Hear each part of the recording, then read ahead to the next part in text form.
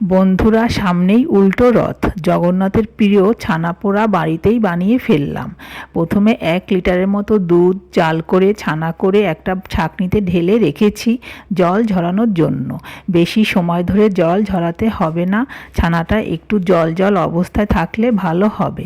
তারপর একটা বাটিতে ছানাটাকে ঢেলে ভালোভাবে ম্যাশ করে নিয়েছি।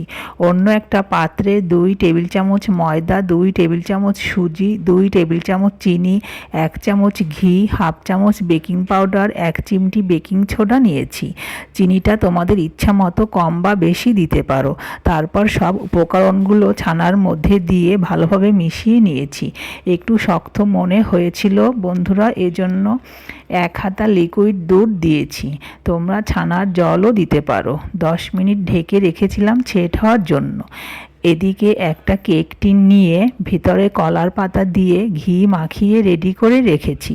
10 মিনিট পর ছানার মধ্যে 2টো এলাচ গুঁড়া করে দিয়ে আবারও ভালোভাবে মিশিয়ে কেক টিনের মধ্যে ঢেলে দিয়ে চারদিকে চেপে চেপে দিয়ে উপরে কলার পাতা দিয়ে দিয়েছি। এবার গ্যাসের চুলায় একটা ননস্টিক কড়াই বসিয়ে ভিতরে একটা স্ট্যান্ড দিয়ে প্রিহিট করে রেখেছিলাম।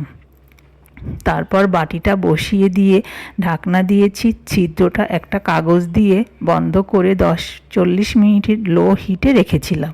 40 মিনিট পর ঢাকনাটা উঠিয়ে নিয়েছি, বাটিটা উঠিয়ে নিয়েছি। দেখো বন্ধুরা, ছানাটা পোড়াটাই জমে গিয়েছে, চারদিকে পোড়া পোড়া হয়েছে। বাটি থেকে ঢেলে নিয়েছি, উপরটাও কত সুন্দর পোড়া পোড়া হয়েছে। পিস পিস করে কেটে নিয়েছি, একেবারে নরম তুলতুলে, মুখে দিলেই মিলিয়ে যাবে। খেতেও অনেক টেস্ট হয়েছে। তোমাদের ভালো লাগলে বানিয়ে দেখতে পারো, আর ভালো লাগলে লাইক কমেন্ট শেয়ার করো বন্ধুরা। ধন্যবাদ।